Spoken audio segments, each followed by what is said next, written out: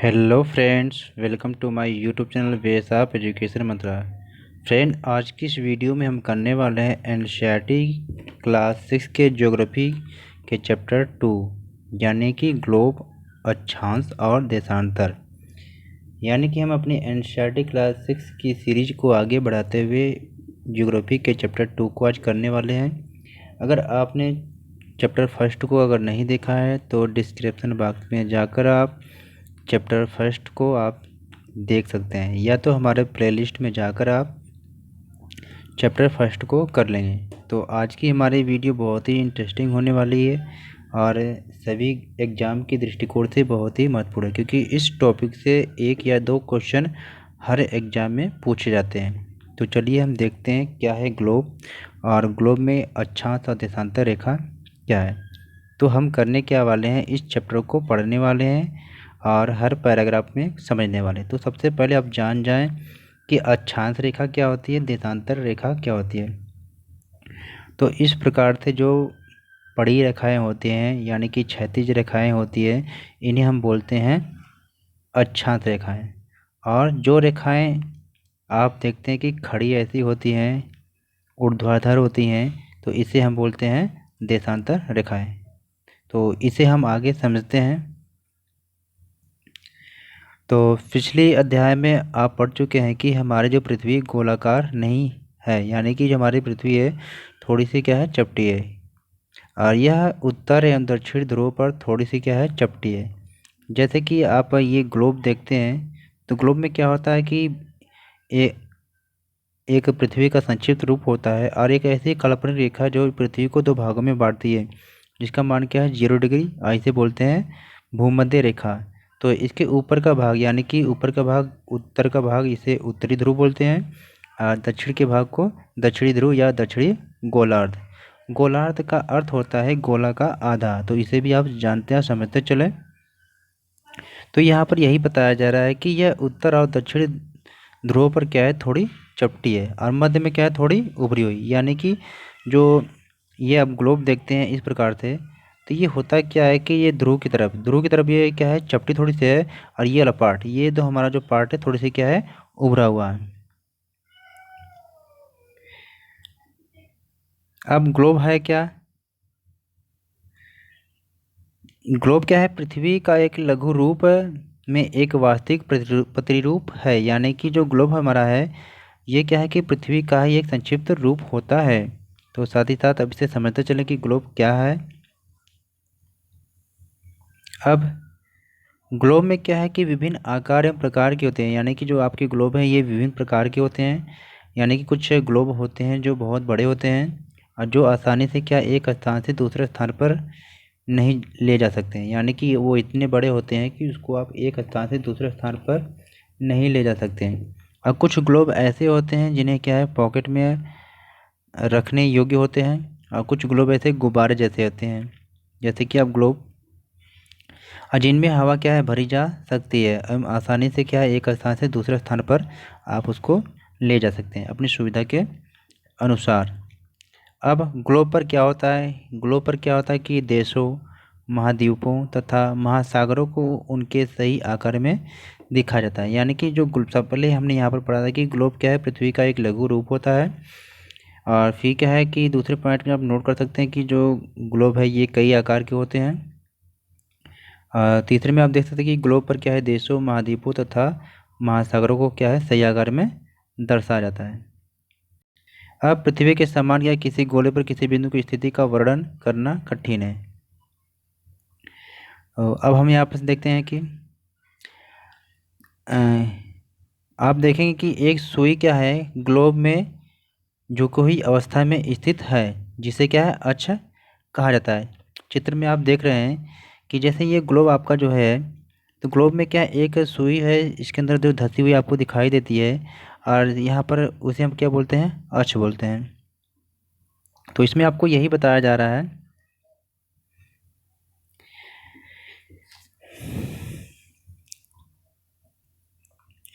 कि ग्लोब में क्या है, एक सुई ग्लोब में क्या है, झुकी हुई अवस्था में स्थित है होती है, जिसे अक्ष बोलते हैं। ग्लोब पर वे क्या है, दो बिंदु जिनसे होकर क्या है वो सुई गुजरती है। जैसे आप ग्लोब में भी देखा था, इसके अंदर से क्या है, एक सुई गुजरती है।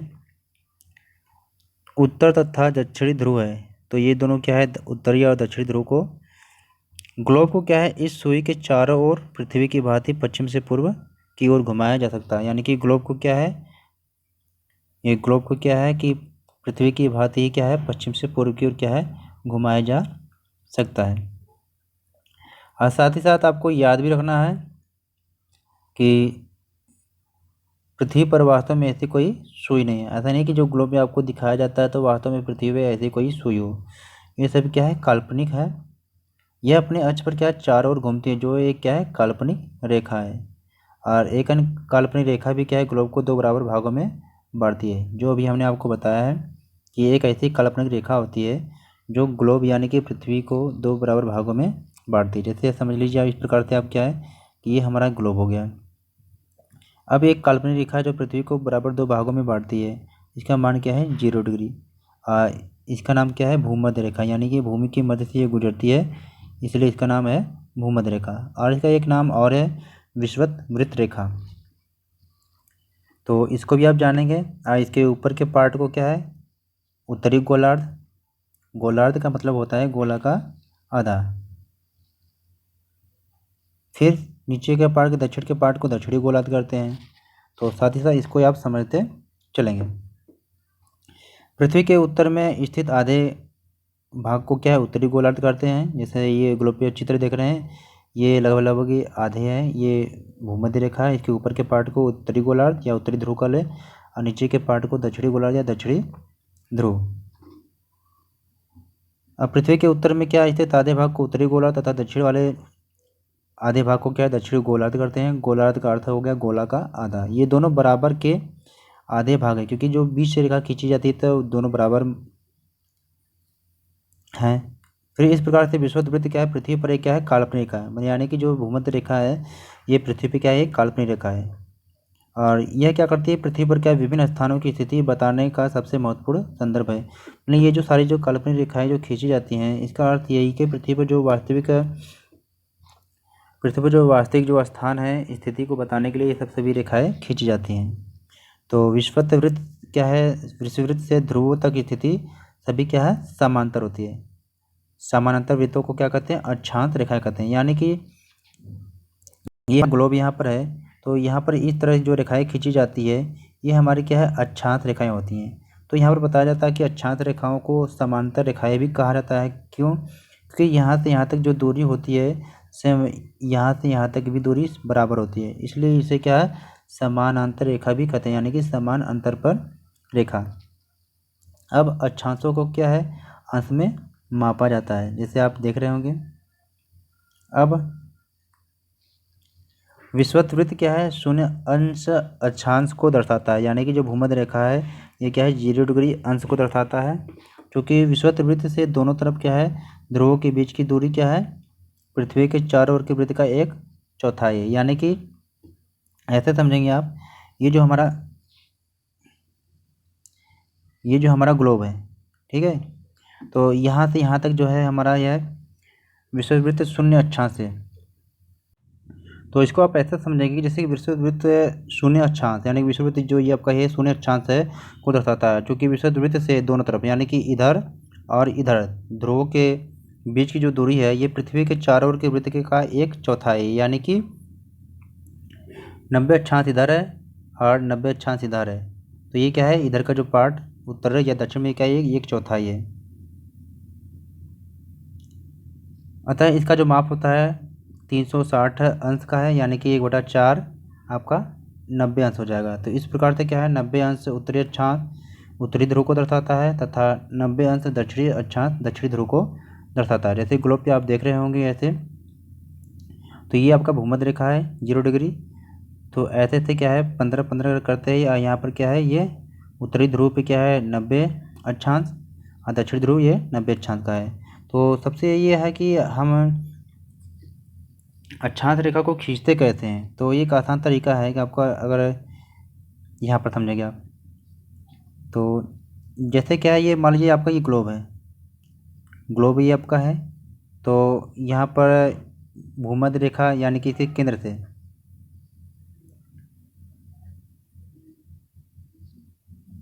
ये आपका ग्लोब है। इसके केंद्र से हम करते क्या है कि यहाँ से आप एक काल्पनिक रेखा जो है, जो भूमध्य रेखा से हम करते क्या है, यहाँ से क्यों है हम एक 30 डिग्री का कोण हम बनाते हैं। तो यहाँ पे ऐसे खींचते हैं। और फिर इस साइड में भी क्या है 30 डिग्री का कोण हम बनाकर ऐसे इधर भी खींचते हैं। और फिर दोनों रेखाओं को हम मिला देते हैं। जब ऐसे मिलाते हैं ये हमारी क्या अक्षांश रेखा ऐसे बन जाती है। फिर इसी तरह क्या है दक्षिण में भी, दक्षिणी गोलार्ध में भी हम इसी तरह क्या है 30 डिग्री का कोण बनाकर इधर ऐसे आप खींचेंगे, फिर दोनों रेखा को मिला देंगे। तो ये क्या है समान दूरी पे आपकी क्या इस तरह से अक्षांश रेखा इस तरह बन जाएगी।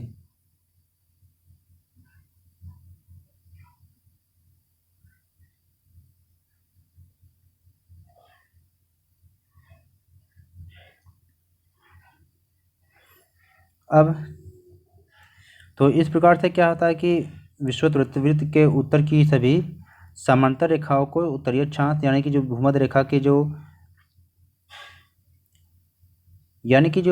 भूमध्य रेखा के विषुवत वृत्त के जो उत्तरी भाग का जो उत्तरी भाग का है इसे क्या है उत्तरीय अक्षांश कहते हैं। और दक्षिणी भाग को क्या है दक्षिणी अक्षांश कहते हैं। तो इसलिए क्या है प्रत्येक विषुवत वृत्त के उत्तर के सभी समानांतर रेखाओं को क्या उत्तरी अक्षांश कहा जाता है, तथा विषुवत वृत्त के दक्षिणी स्थित सभी क्या रेखाओं को क्या है दक्षिण अक्षांश कहा जाता है। तो अब इसके बाद देखेंगे कि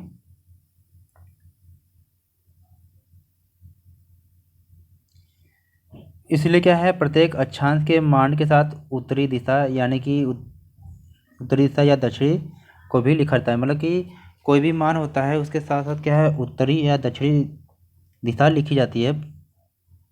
इसे क्या है उ यानी कि उत्तरी और द यानी कि दक्षिण से व्यक्त किया जाता है। जैसे उदाहरण के लिए आप ले लेंगे कि महाराष्ट्र में क्या है चंद्रपुर है, और ब्राज़ील में यानी कि दक्षिण अफ्रीका में जो है बेलो होरिजोन जो है ये क्या है दोनों एक ही अक्षांश है यानी कि 20 अक्षांश पर स्थित है। लेकिन क्या है यहाँ पर जो चंद्रपुर है ये विषुवत वृत्त के उत्तरी अक्षांश उत्तर में एवं बेलो होरिजोन जो है ये विषुवत वृत्त के 20 अक्षांश दक्षिण में स्थित है। जैसे मान लीजिए ये आपका ग्लोब है, ये भूमध्य रेखा है। तो 20 डिग्री उत्तर में और 20 डिग्री दक्षिण में ये अक्षांश रेखा है। और जो चंद्रपुर है ये आपका मान लीजिए भारत आपका यहाँ पर ये 20 डिग्री में चंद्रपुर आपका यहाँ पर स्थित है। और लगभग क्या है ये आपका 20 डिग्री दक्षिण में यहाँ पर आपका बेलो हॉरिजॉन्टल जो है। और दोनों क्या है 20 डिग्री में, दोनों क्या है 20 डिग्री में 20 डिग्री पे स्थित है। लेकिन क्या है सवाल ये है कि जो चंद्रपुर है ये उत्तरी गोलार्ध में है और जो बेलो हॉरिजॉन्टल जो है ये क्या है दक्षिणी गोलार्ध में है।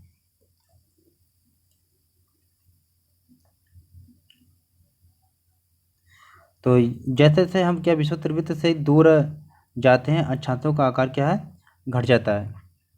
यानी कि जैसे आप देख रहे हैं कि ये आपका भूमध्य रेखा है, तो जैसे जैसे क्या है हम अक्षांश रेखा को खींचते खींचते जैसे ध्रुव की तरफ जाते हैं तो इनकी क्या है दूरी कम होती जाती है। यानी कि ये जो दूरी है ऐसे ऐसे कम होती जाती है। आप देख रहे हैं कि दूरी कम होती जाती है।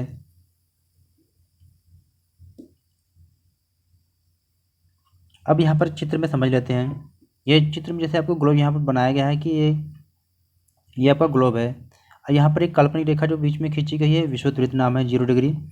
और ठीक इसी प्रकार से क्या है कि ऊपर के उत्तर के पार्ट को क्या उत्तरी ध्रुव कह लीजिए या उत्तरी गोलार्ध, और नीचे के पार्ट को दक्षिण के पार्ट को दक्षिणी गोलार्ध या दक्षिणी ध्रुव कहते हैं। तो ठीक इसी तरह एक और भी काल्पनिक रेखा है जो उत्तरी भाग में खींची जाती है जिसका हम नाम देते हैं कर्क रेखा। ये क्या है 23.5 डिग्री है। और ठीक इसी प्रकार दक्षिण में भी एक काल्पनिक रेखा खींची जाती है जो 23.5 डिग्री पे, जिसका नाम क्या है मकर रेखा। तो ठीक इसी प्रकार उत्तरी गोलार्ध में एक और काल्पनिक रेखा खींची जाती है 66.5 डिग्री यानी कि 66 डिग्री पर, तो इसका नाम क्या है उत्तरी ध्रुव वृत्त है। और ठीक इसी प्रकार दक्षिण में भी एक काल्पनिक रेखा खींची जाती है जो 66.5 डिग्री पर है जिसका नाम क्या है दक्षिणी ध्रुव वृत्त। तो यहाँ पर चित्र में आप देख रहे हैं बड़े आसानी से। तो आप ये देख रहे हैं कि जो कर्क रेखा से मकर रेखा के जो बीच का जो क्षेत्र होता है इसे हम बोलते हैं उष्ण कटिबंध। और उत्तरी गोलार्ध में और दक्षिणी गोलार्ध में आप देख रहे हैं कि उत्तरी ध्रुव से कर्क रेखा के जो बीच का क्षेत्र होता है इसे बोलते हैं उत्तरी शीतोष्ण कटिबंध। ठीक इसी प्रकार दक्षिणी पार्ट में क्या है, दक्षिणी कटिबंध बोलते हैं, दक्षिणी शीतोष्ण कटिबंध। और ध्रुव के पास में क्या है, उत्तरी में उत्तरी शीत कटिबंध और दक्षिणी शीत कटिबंध। तो यहाँ पर समझ लेना है कि सूर्य की जो किरणें हैं ये भूमध्य रेखा पर सीधी पड़ती हैं, जिससे क्या यहाँ का तापमान बहुत अधिक होता है, उष्ण कटिबंध मतलब गर्मी ज़्यादा होती है यहाँ पर। और जैसे ही हम कर्क रेखा से ध्रुव की तरफ यानी कि भूमध्य रेखा से ध्रुव की तरफ जाते हैं तो सूर्य की किरणें क्या है, तिरछी होने लगती है। तो इस वाले पार्टों को क्या बोलते हैं, शीतोष्ण कटिबंध, यानी शीत और उष्ण दोनों यहाँ पर पाए जाते हैं जलवायु। जैसे कि अब ध्रुव की तरफ जाते हैं तो वहाँ पर सूर्य की किरणें न के बराबर ही पहुँचती है, तो वो क्या हमेशा क्या है, वहाँ का जलवायु हमेशा ठंडी रहती है। तो इसे भी आप जानेंगे समझेंगे। तो ये महत्वपूर्ण आपके अक्षांश है, इसे आप देख लीजिए कि विषुवत वृत्त जो है 0 डिग्री पर है, और जो उत्तरी ध्रुव है क्या है 90 डिग्री उत्तर में है, और दक्षिणी ध्रुव जो है 90 डिग्री दक्षिण में है। तो आप चित्र में देख रहे हैं कि ये क्या है, 90 डिग्री उत्तर में है, ये 90 डिग्री दक्षिण में है।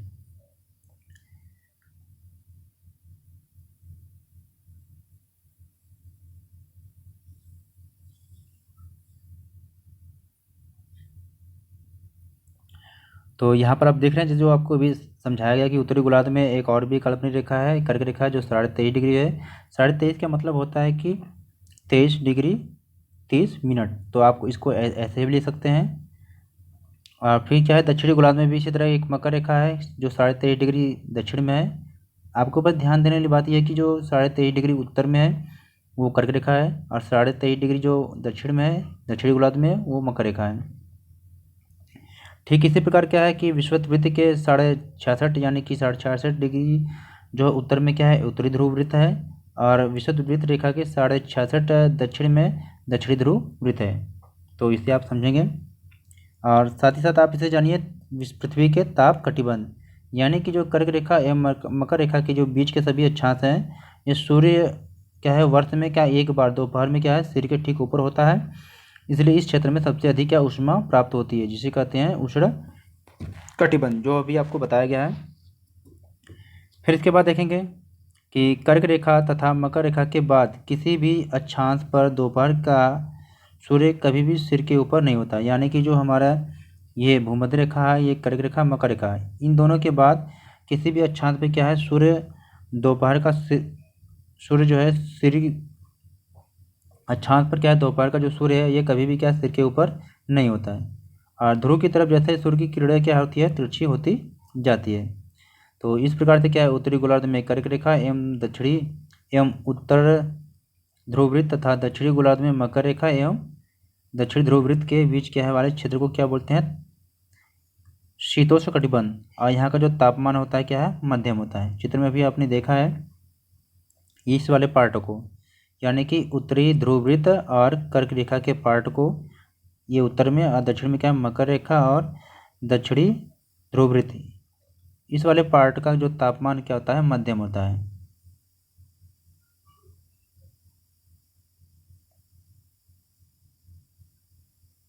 अब यहाँ पर बात की जा रही है कि उत्तरी गोलार्ध में उत्तरी ध्रुववृत्त एवं उत्तरी ध्रुव तथा दक्षिणी गोलार्ध में दक्षिणी ध्रुववृत्त एवं दक्षिणी ध्रुव के बीच के जो क्षेत्र में ठंड बहुत होती है, क्योंकि यहाँ सूर्य जो है क्षितिज रेखा है यानी कि न के बराबर ही पहुँचता है, इसलिए ये क्या है हमेशा शीत कटिबंध कहलाते हैं, यानी कि शीत क्षेत्र है यहाँ पर। जैसे चित्र में आप देख रहे हैं कि ये उत्तरी ध्रुव और उत्तरी ध्रुव वृत्त, और दक्षिण में क्या है दक्षिणी ध्रुव वृत्त और दक्षिणी ध्रुव, ये जो बीच का ये जो क्षेत्र है ये क्या यहाँ पर सूर्य की किरणें न के बराबर पहुँचती है, तो ये हमेशा क्या है यहाँ का तापमान ठंड रहता है।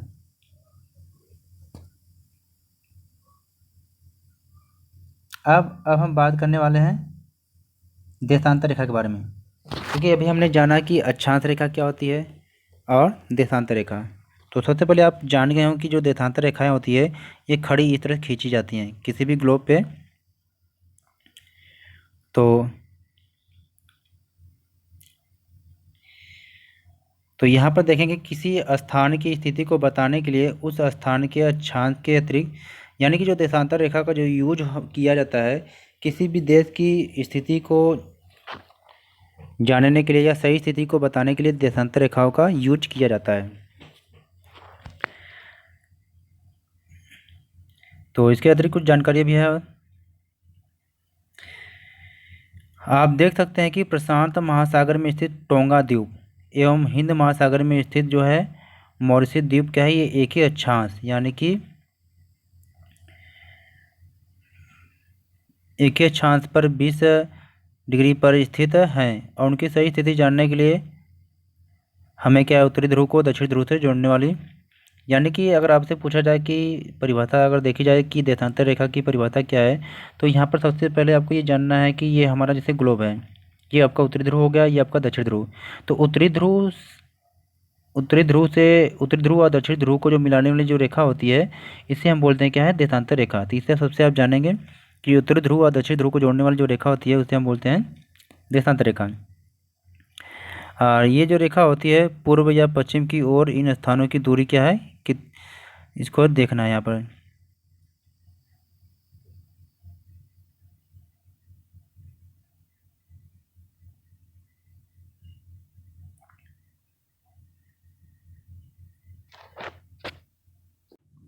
अब जैसे मान लीजिए ग्लोब हमारा है,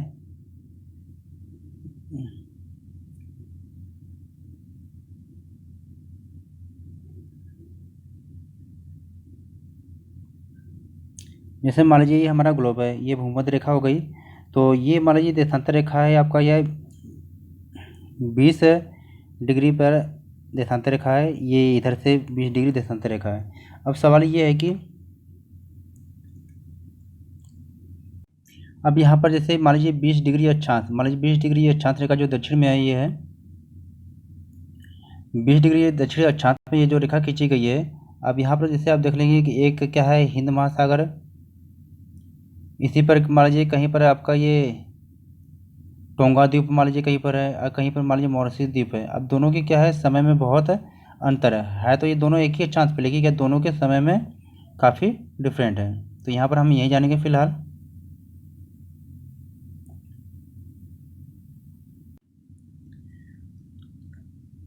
अब यहाँ पर क्या है, हम यहाँ पर देखेंगे कि यहाँ पर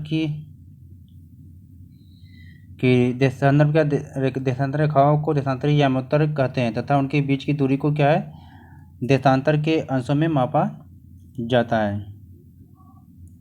और प्रत्येक अंश को क्या है, मिनट में तथा मिनट को क्या है, सेकंड में विभाजित किया जाता है। यानी कि प्रत्येक जो अंश होता है इसे हम मिनट में कन्वर्ट करते हैं और मिनट को क्या सेकंड में कन्वर्ट करते हैं।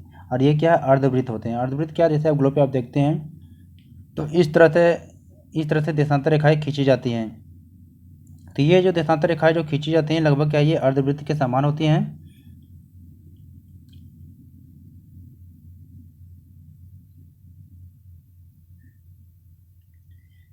तो देशांतर रेखाएं होती क्या है कि इनकी बीच की जो दूरी सबसे होती है, ये भूमध्य रेखा पर क्या है सबसे ज़्यादा होती है। यानी ये भूमध्य रेखा जो है, तो ये बीच में भूमध्य रेखा के पास में जो इनकी बीच की जो दूरी सबसे ज़्यादा होती है। जैसे जैसे ये ध्रुव की तरफ बढ़ते जाते हैं तो इनकी बीच की जो दूरी ये कम होती जाती है। और एक समय ऐसा होता है कि जो ये ध्रुव पे जब मिल जाते हैं तो वहाँ पर इनकी दूरी क्या है, शून्य हो जाती है। तो यहाँ पर यही बताया जा रहा है। अब अक्षांश रेखा क्या है, समानांतर रेखा है, क्योंकि इसकी जो है इनके बीच की जो दूरी है ये समान होती है। यानी कि यहाँ से यहाँ तक जितनी दूरी है, यहाँ से यहाँ पर भी उतनी ही दूरी है। इसलिए क्या इस अक्षांश रेखाओं को क्या है, समानांतर रेखा भी कहते हैं। अक्षांश रेखाओं से भिन्न क्या, सभी देशांतरी यामात्रों की लंबाई का समान होती है। यानी कि सभी देशांतर रेखा की जो लंबाई है वो क्या है, समान होती है।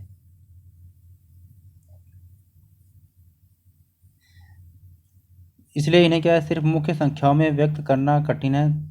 और सभी देशों ने निश्चय मिलकर कि ग्रीनविच जो क्या है ब्रिटिश में है, वहाँ पे एक राजकीय वेधशाला है। तो माना गया कि जो ग्रीनविच है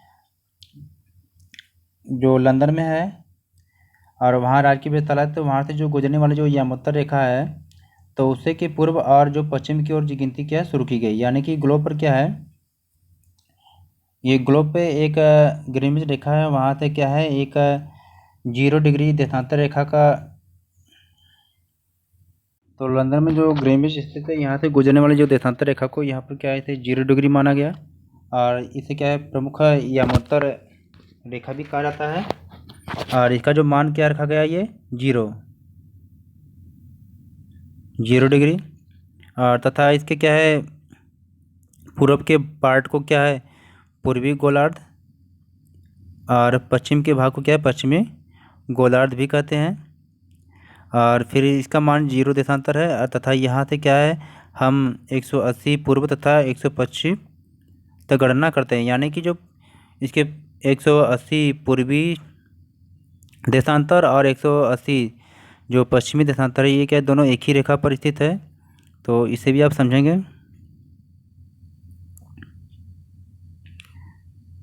प्रमुख यामोत्तर तथा 180 यामोत्तर मिलकर पृथ्वी को क्या है दो समान भागों यानी कि पूर्वी गोलार्ध और पश्चिमी गोलार्ध में विभक्त करते हैं। जो भी हमने आपको देखा था कि जैसे आपका ये ग्लोब आपका है, ये 0 डिग्री प्रमुख यामोत्तर रेखा है, तो ये पूरब का पार्ट है, ये पश्चिम का, ये दो बराबर भागों में बांटती है।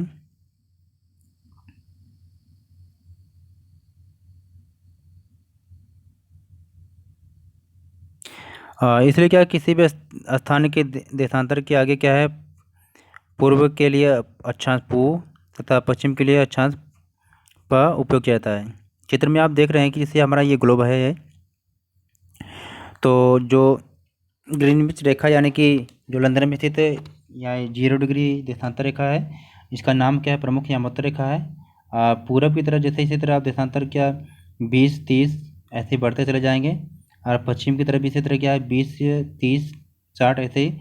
तो 180 पूर्वी देशांतर और 180 पश्चिमी देशांतर दोनों क्या एक ही रेखा पर स्थित है। तो आप देखते हैं कि जब किसी ग्लोब पे अक्षांश और देशांतर रेखा को जब खींचा जाता है तो वो क्या है एक तरह से ग्रिड के रूप में बन जाता है। जैसे आप देख रहे हैं कि ये आपका क्या है ये देशांतर रेखा खींची गई है, और ठीक इसी प्रकार आप ये अक्षांश रेखा खींची गई है, तो इस प्रकार से जो रूप हमारा ये आकृति बनती है तो इसे हम क्या है ग्रिड बोलते हैं। अगर आपको किसी स्थान के अगर आपको किसी भी देश की सही स्थिति को आपको देखना है, तो आपको अगर उसके अक्षांश और देशांतर जो मान अगर पता होंगे तो आप उस देश की सही स्थिति को क्या है ग्लोब पर दर्शा सकते हैं। जैसे अगर देख लीजिए कि असम में धुबरी जो है ये उत्तरी 26 मतलब कि 26 डिग्री उत्तरी अक्षांश एवं 90 डिग्री पूर्वी देशांतर पर स्थित है। अब क्या है उस बिंदु को जैसे आप देखते हैं कि अक्षांश रेखाएं और देशांतर रेखाएं जिस बिंदु पर काटती हैं वो उस स्थान की सही लोकेशन होती है। तो इसी तरह आप अक्षांश और देशांतर रेखाओं का उपयोग करके किसी भी देश स्थान की सही स्थिति को आप जान सकते हैं।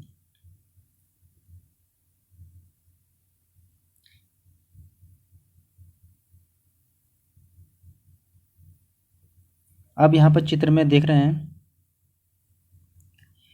ये वर्ल्ड का मैप है। तो यहाँ पर आप देख रहे हैं कि जो ये हमारे जो ग्रीनविच रेखा है ये लंदन ये से गुजरती है, इसका मान क्या है 0 डिग्री। अब जैसे जैसे कि पूर्व में आप जैसे जैसे डिग्री आप बढ़ते जाएंगे तो समय इसका क्या है बढ़ता जाएगा। जैसे आप पश्चिम में जाएंगे तो समय हमारा क्या है कम होता जाएगा, यानी कि 1 डिग्री को पार करने में कितना समय लगता है 4 मिनट।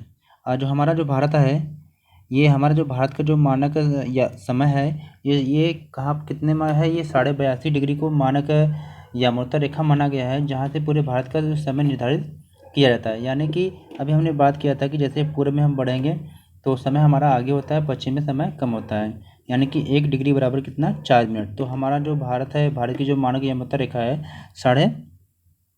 साढ़े 82 डिग्री पर है। तो 1 डिग्री बराबर जब 4 मिनट है तो 82 जो हम कैलकुलेशन करेंगे तो लगभग क्या 5.5 घंटे आगे। यानी कि अगर 0 डिग्री अक्षांश रेखा यानी कि अगर लंदन में 12 बज रहे हैं तो भारत में क्या उस समय कितने 5.5, क्योंकि 5.5 घंटा समय आगे रहेगा।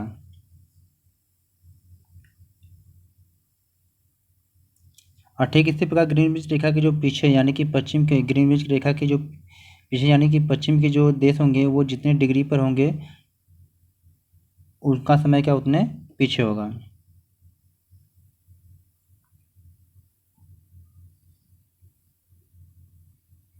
तो आप देखेंगे कि यहाँ पर क्या है कि अक्षांश यानी देशांतर और समय यानी देशांतर रेखाओं का उपयोग करके हम समय को जान सकते हैं। समय को मापने का सबसे अच्छा साधन क्या है? पृथ्वी, चंद्रमा एवं ग्रहों की गति, सूर्योदय एवं सूर्यास्त प्रतिदिन होता है, अतः स्वाभाविक ही कि पूरे विश्व में भी समय निर्धारण का सबसे अच्छा साधन था। स्थानीय समय का अनुमान सूर्य के द्वारा बनने वाली परछाई से लगाया जा सकता है। जैसे ही लोग क्या करते हैं कि दोपहर में सबसे छोटी एवं सूर्य यानी कि जो परछाई दोपहर को आप देखते हैं कि सबसे छोटी परछाई होती है, क्योंकि सूर्य जो हमारे सर के ऊपर होता है और सबसे छोटी एवं सूर्योदय तथा सूर्यास्त के समय हमारी जो परछाई होती है सबसे बड़ी होती है। इससे लोग अंदाज़ा लगाते हैं कि शाम हो गई, सुबह हो गया या दोपहर है। तो यहाँ पर आप देख रहे हैं कि हमारी जो पृथ्वी है क्या है, पश्चिम से पूर्व की ओर चक्कर लगाती है, यानी कि हमारी जो पृथ्वी है ये क्या करती है, पश्चिम से पूर्व की ओर चक्कर लगाती है। तो अतः वे क्या स्थान जो ग्रीनविच से पूरब, यानी कि ये जो ग्रीनविच रेखा है वह स्थान जो ग्रीनविच के पूरब है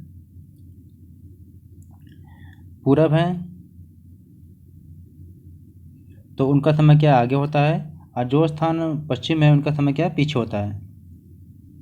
तो समय के अंतर की दर की जो गणना है ये निम्नलिखित कुछ विधि है जिसके द्वारा लगाया जाता है। जैसे मान लीजिए जो पृथ्वी है ये लगभग क्या हम मानते हैं कि जो हमारी पृथ्वी है ये 24 घंटे में क्या है अपने अक्ष पर कितने क्या है 360 डिग्री घूम जाती है, यानी कि 24 घंटे में पृथ्वी जो है 360 डिग्री पर घूमती है, तो वह 1 घंटे में कितने घूमेगी, 15 डिग्री।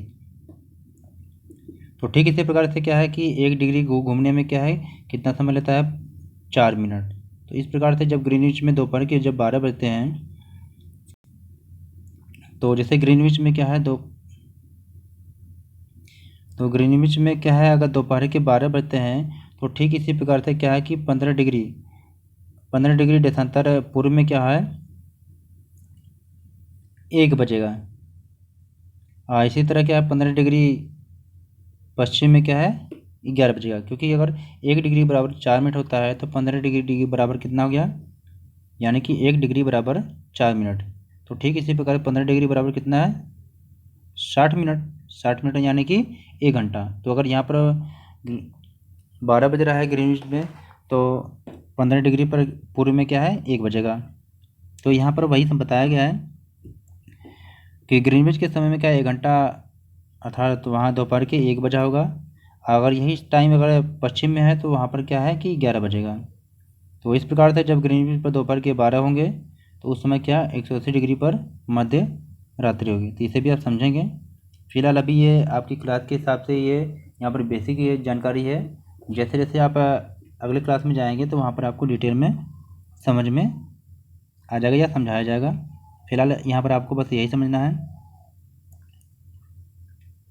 अब हम मानक समय क्यों मानते हैं, यानी कि मानक समय हम क्यों मानते हैं, जैसे हम मानते हैं कि अलग अलग क्या है यमोत्तर पर जो स्थित जो स्थान है उनके स्थानीय समय में काफ़ी अंतर होता है। जैसे ले लें आप उदाहरण के लिए बहुत ही देशांतरों से होकर गुजरने वाली जो रेलगाड़ियों के समय सारणी में भी क्या है अलग अलग होता है।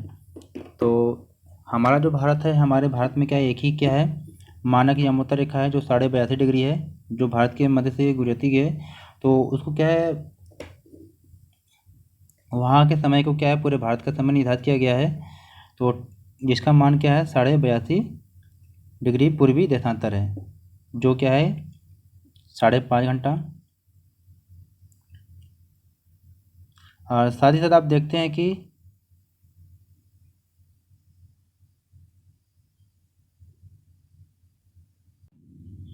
तो भारत क्या है, भारत की जो ग्रीनविच रेखा है ये 82.5 क्या है पूर्वी में है, और इसका जो समय क्या है ग्रीनविच से क्या है 5.5 घंटा आगे है।